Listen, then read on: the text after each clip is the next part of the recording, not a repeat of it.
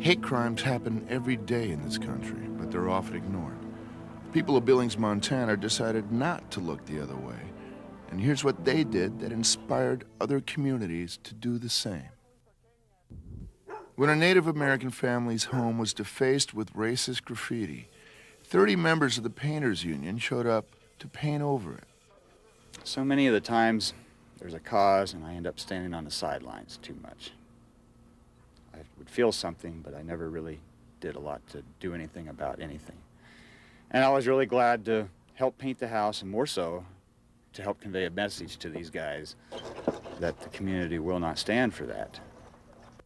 Billings Police Chief Wayne Inman took a strong stand against the hate crimes and became actively involved in the community's response. If a police chief doesn't take a visible and active role, then there's an assumption that everything is all right.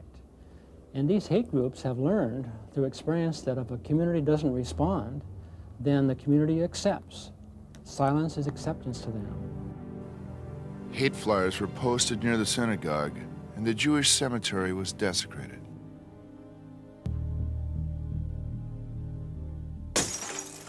Then, a brick was thrown through the bedroom window of a 6-year-old boy who had placed a menorah there for Hanukkah. I remember discussing it with the publisher of the Gazette the next morning after this had happened and saying that please make this front page news because I want people to understand what it's like to be Jewish. I guess it was a question of looking for an image that kind of put this together. During the Second World War, the Danish king is reputed to have come out after the Jewish community there was forced to wear stars by the Nazi occupiers, that he was reported to have come out with a yellow star too. The Billings Gazette printed a full-page menorah for townspeople to tear out and hang in their windows. The good thing about this town is that everybody said that one day, let's get together.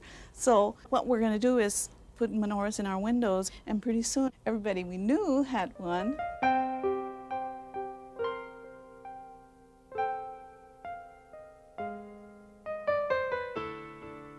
By late December, nearly 10,000 people in Billings, Montana had menorahs in their windows.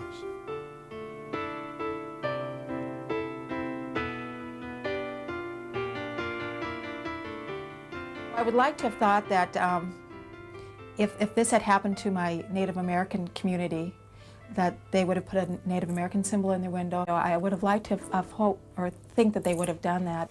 There is great goodness in the world, but we need permission and ways to reach out. I mean, after all, these are our neighbors.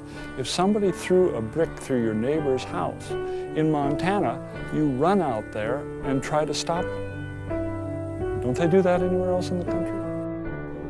In this particular case, I think the best part of it surfaced. I was very proud of Billings. Just one tiny candle we lit, and it wasn't much, but that was something.